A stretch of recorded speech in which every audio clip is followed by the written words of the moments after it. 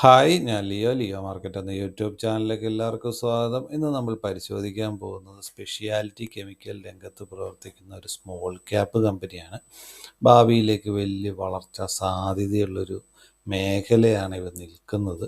അപ്പോൾ നമുക്ക് അതിൻ്റെ വിശദമായിട്ടുള്ള വിവരത്തിലേക്ക് കടക്കുന്നതിന് മുമ്പ് നിങ്ങൾ ചാനൽ സബ്സ്ക്രൈബ് ചെയ്യാത്തവരുണ്ടെങ്കിൽ ചാനൽ സബ്സ്ക്രൈബ് ചെയ്യുക, ലൈക്ക് ചെയ്യുക, ഷെയർ ചെയ്യുക. നിങ്ങളുടെ അഭിപ്രായങ്ങളൊക്കെ കമൻറ്റ് ബോക്സിൽ രേഖപ്പെടുത്തുക. ഇതൊരു ബയ്യോ സെല്ലോ റെക്കമെൻഡേഷനൊന്നുമല്ല, കമ്പനീനെ പരിചയപ്പെടുത്തുന്നത് മാത്രമേ ഉള്ളൂ.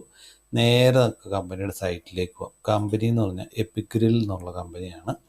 അപ്പോൾ ഈ ഒരു കമ്പനി വലിയ വളർച്ചാ സാധ്യതയുള്ളൊരു മേഖലയിലാണ് നിൽക്കുന്നതെന്ന് പറഞ്ഞു. അതപ്പോൾ എങ്ങനെയാണ് വളർച്ചാ സാധ്യതയുള്ള മേഖലയാകുന്നത്? ഇന്ത്യ ഒരു സാമ്പത്തികമായിട്ട് വലിയൊരു കുതിച്ച് ചാട്ടത്തിൽ നിൽക്കുന്ന ഒരു അവസ്ഥയാണ്. അപ്പോൾ അതെങ്ങനെയാണ് വന്നത്? ഇന്ത്യയുടെ റോഡ് വികസിക്കുന്നു, റെയിൽ വികസിക്കുന്നു. അപ്പോൾ ഇതൊക്കെ വികസിക്കുമ്പം ഇന്ത്യയിലെ ഓരോ ചരക്ക് ഗതാഗതങ്ങളൊക്കെ വലിയ മുൻപായിട്ട് അങ്ങോട്ടും ഇങ്ങോട്ടും വലിയ ഫാസ്റ്റായിട്ട് മൂവ് ചെയ്യും.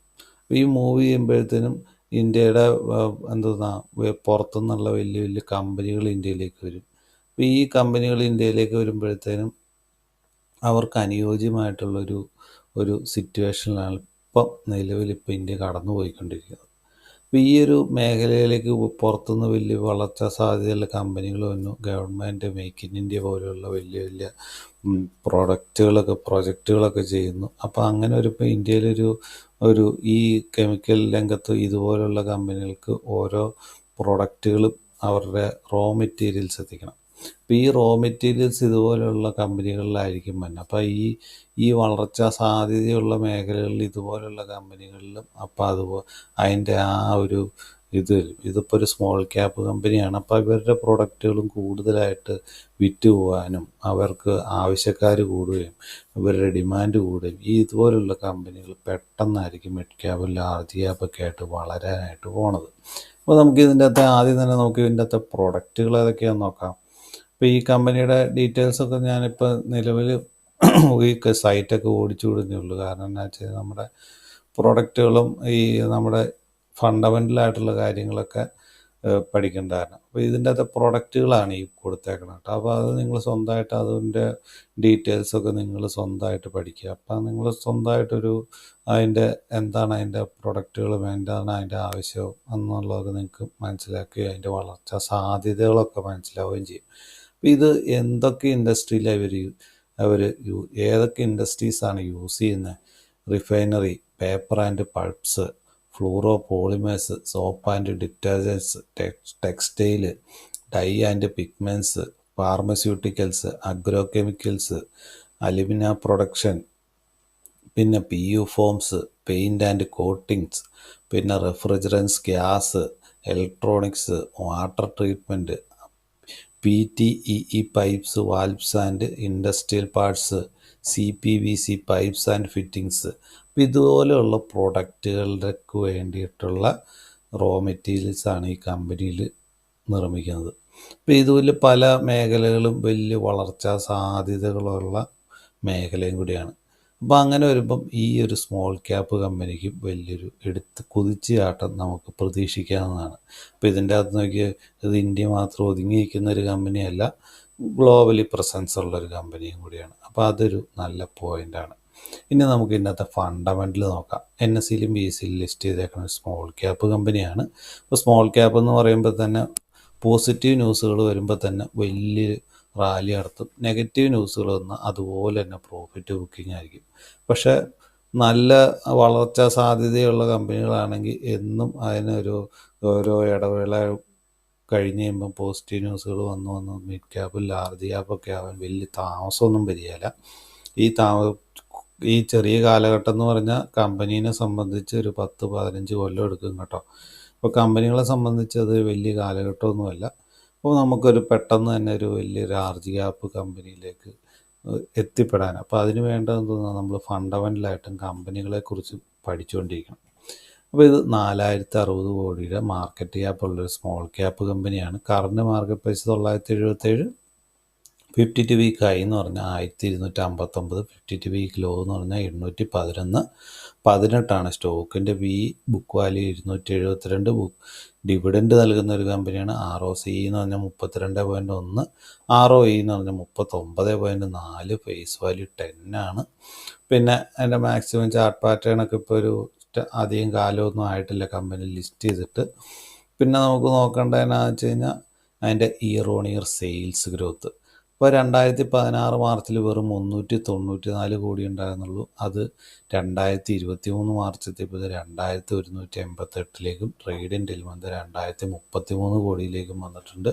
ഓപ്പറേറ്റിംഗ് പ്രോഫിറ്റ് ആണെങ്കിലോ 149 കോടിയിൽ നിന്ന് 689 ട്രേഡ് ഇൻ 524 വന്നേക്കണേ. ഓപ്പറേറ്റിംഗ് മാർജിൻ ആണെങ്കിലോ 26-നും 43-നും ഇടയിലാണ് അവരുടെ ഓപ്പറേറ്റിംഗ് മാർജിൻ നിൽക്കുന്നത്. ഇപ്പോൾ 26 എന്ന് പറയുമ്പോൾ അത് ട്രേഡ് ഇൻ 12 കാണിച്ചേക്കണം കേട്ടോ. അല്ലാണ്ട് ഇയർ ഓൺ ഇയർ നോക്കുകയാണെങ്കിൽ 31-നും 43-നും ഇടയിലാട്ടോ നിൽക്കുന്നത്. അപ്പോൾ നല്ലൊരു ഓപ്പറേറ്റിംഗ് മാർജിനാണ് അവർ നിൽക്കുന്നത്. പിന്നെ നെറ്റ് പ്രോഫിറ്റ് ആണെങ്കിലോ 67 കോടിയിൽ നിന്ന് 353 ട്രേഡ് ഇൻ 224 വന്നേക്കുന്നത്.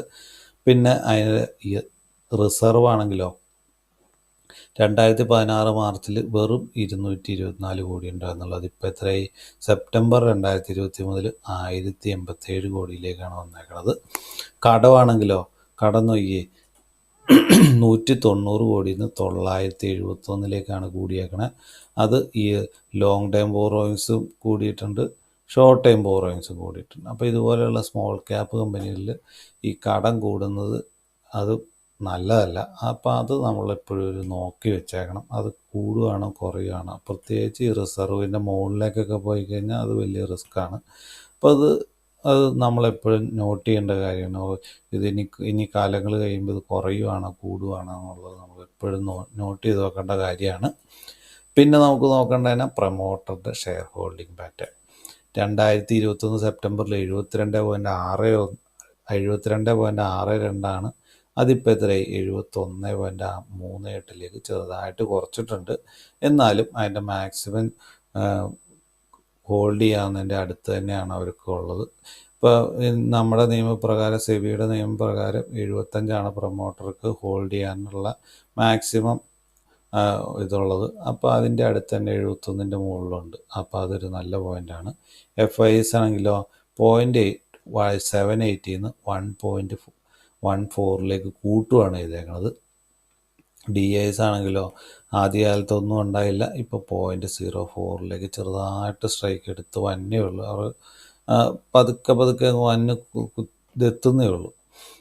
പബ്ലിക്കിൻ്റെ കയ്യിലാണെങ്കിലോ 27.040 നിൽക്കുന്നു. ഇനി നമുക്ക് നോക്കാനുള്ള എന്നാ ഇതിൻ്റെ ചാർട്ട് പാറ്റേൺ. അപ്പോൾ ഇത് വീക്കിലി ചാർട്ട് പാറ്റേണാണ്. അപ്പോൾ ഇതിൻ്റെ അകത്ത് നോക്കിക്കഴിഞ്ഞ് ആദ്യകാലത്ത് മുതൽ അതിൻ്റെ അകത്ത് വോളിയൂംസ്, ബൈയിങ് വോളിയൂംസാണ് കൂടുതലുള്ളത്. സെല്ലിങ് വോളിയൂംസ് കാര്യമായിട്ട് ഈ വോളിയൂംസ് ഇല്ല. അതൊരു നല്ലൊരു പോയിൻ്റാണ്. ഇത് വീക്കിലി ആട്ടോ. പിന്നെ RSI വാല്യൂ നോക്കിക്കഴിയുമ്പോഴും ഒരു 52, ഇപ്പോൾ ഒരു നെഗറ്റീവ് ടെറിട്ടറി 50 അങ്ങ് ജസ്റ്റ് കടക്കുന്നേ ഉള്ളൂ. അപ്പം പിന്നെ നമുക്ക് നോക്കാനുള്ള തന്നെ ഇത് ആദ്യകാലത്ത് ലിസ്റ്റ് ചെയ്തിട്ടൊരു ഹയർ ഹൈ വന്നിട്ട് ഓൾ ടൈം ഹൈ ആയിട്ടുള്ള 1739 അവിടെ വന്നിട്ട് റെസിസ്റ്റൻസ് അനുഭവിച്ച് പിന്നെ ലോവർ ഹൈ ഫോർമേഷൻ വന്ന് ആ ലോവർ ഹൈ ഫോർമേഷൻ മാറിയിട്ട് ഇപ്പം കറക്റ്റായിട്ടൊരു കൺസോൾട്ടേഷൻ റേഞ്ചിലാണ് ഇരിക്കുന്നത്. അപ്പോൾ ഇപ്പോഴത്തെ പ്രൈസ് എന്ന് പറഞ്ഞാൽ 977. ഇവിടുന്ന് പ്രോഫിറ്റ് ബുക്കിംഗ് വരുവാണെങ്കിൽ ആദ്യത്തെ സപ്പോർട്ട് എവിടെയായിരിക്കും? 878. അതിൻ്റെ താഴത്തേക്ക് പോയി കഴിഞ്ഞാലോ 753-ഉം 653-ഉമാണ് പിന്നത്തെ സപ്പോർട്ട്. ഇതിൻ്റെ താഴത്തേക്ക് പോകാനുള്ള സാധ്യത വളരെ കുറവാണ്. ഈ മേഖലയിലേക്ക് വന്നെങ്കിൽ തന്നെ ഈ ഒരു 878 എന്ന് പറഞ്ഞ പോയിൻ്റ് കറക്റ്റ് ചെയ്ത് താഴെ ക്ലോസ് ആയാൽ മാത്രമേ അങ്ങനത്തെ ഒരു പോയിന്റിലേക്ക് വരുള്ളൂ. ഇപ്പോഴത്തെ സാഹചര്യം വെച്ച് നോക്കിക്കഴിയുമ്പോഴത്തേനും ഇനി പതുക്കെ ബൈയിങ് വന്ന് മുകളിലേക്ക് റെസിസ്റ്റൻസ് മറികടന്ന് പോകാനാണ് ചാൻസ്. അങ്ങനെ വരുവാണെങ്കിൽ ആദ്യത്തെ റെസിസ്റ്റൻസ് 1119, രണ്ടാമത്തത് 1274, അത് കഴിഞ്ഞ് 1521, പിന്നെ ഓൾ ടൈം ഹൈ ആയിട്ടുള്ള 1729 ആണുള്ളത്. എൻ്റെ കണക്കൂട്ടൽ ശരിയാണെങ്കിൽ ഇവിടുന്ന് ഒരു കൺസോളേഷനും ഇപ്പോഴത്തെ ഈ പ്രതിസന്ധി കാലഘട്ടം ഇവരുടെ ഈ സ്പെഷ്യാലിറ്റി കെമിക്കൽ രംഗത്തെ പ്രതിസന്ധികളൊക്കെ പതുക്കെ പതുക്കെ അങ്ങ് അയഞ്ഞ് കഴിയുമ്പോഴത്തേനും ഇവൻ വലിയ റാലി നടത്തുമെന്നാണ് ഞാൻ പ്രതീക്ഷിക്കുന്നത്. ഇപ്പം നമുക്ക് എന്തുകൊണ്ടും നമുക്ക് ഒന്ന് പരിഗണിച്ച് നമുക്കൊരു ഒരു ട്രിപ്പ് വാങ്ങിക്കാൻ പറ്റുന്ന അവസ്ഥയിലാണ് നിൽക്കുന്നത്. പിന്നെ ഓരോ കറക്ഷനും വലിയ കറക്ഷനൊക്കെ വരുവാണെങ്കിൽ ബാക്കി നിശ്ചയിക്കാം. നല്ല റാലിയാണ് നടത്തുന്നതെങ്കിലോ നമുക്ക് അതിൻ്റെ കൂടെ പോകാവുന്ന അവസ്ഥയിലാണ് നിൽക്കുന്നത്. അപ്പോൾ ഇതുപോലുള്ള കമ്പനികൾ എന്ത് ചെയ്യണം, അതിൻ്റെ ഫണ്ടമെൻ്റലായിട്ട് പഠിക്കുമെന്ന് വിചാരിക്കുന്നു. പ്രത്യേകിച്ച് ഇതിൻ്റെ അകത്തെ കടം കൂടുന്നുണ്ടോ, അത് ഇച്ചിരി ഒരു ഇതായിട്ടാണ് നിൽക്കുന്നത്. അപ്പം കടം കൂടുന്നുണ്ടോ, അതിൻ്റെ ഫണ്ടമെൻ്റലിന് എന്തെങ്കിലും കുഴപ്പം സംഭവിക്കുന്നുണ്ടോ, ആ കാര്യങ്ങളൊക്കെ സ്പെഷ്യലായിട്ട് നോക്കുകയും ചെയ്യണം. അതൊക്കെ നിങ്ങൾ സ്വന്തമായിട്ട് അതിൻ്റെ ഫണ്ടമെൻ്റലൊക്കെ കൂടുതലായിട്ട് വാച്ച് ചെയ്ത് നല്ല കമ്പനിയിൽ എന്താ പഠിക്കുന്നതെന്ന് ചെയ്യുമെന്ന് നിങ്ങൾ സ്വന്തമായിട്ട് പഠിക്കുമെന്ന് വിചാരിക്കുന്നു. അങ്ങനെ പഠിക്കുമെന്ന് വിചാരിച്ചുകൊണ്ട് ഈ വീഡിയോ നിർത്തുന്നു. അപ്പോൾ ഇതുപോലുള്ള നല്ല വീഡിയോ ആയിട്ട് വരുന്നവരെ നിങ്ങൾ ചാനൽ സബ്സ്ക്രൈബ് ചെയ്യുക, ലൈക്ക് ചെയ്യുക, ഷെയർ ചെയ്യുക. നിങ്ങളുടെ അഭിപ്രായങ്ങളൊക്കെ കമൻറ്റ് ബോക്സിൽ രേഖപ്പെടുത്തുക. ഇതൊരു ബയ്യോ സെല്ലർ റെക്കമെൻഡേഷൻ ഒന്നുമല്ല, കമ്പനീനെ പരിചയപ്പെടുത്തുന്നത് മാത്രമേ ഉള്ളൂ. പുതിയ നല്ല വീഡിയോ ആയിട്ട് വരുന്നവരെ നന്ദി, നമസ്കാരം, താങ്ക് യു.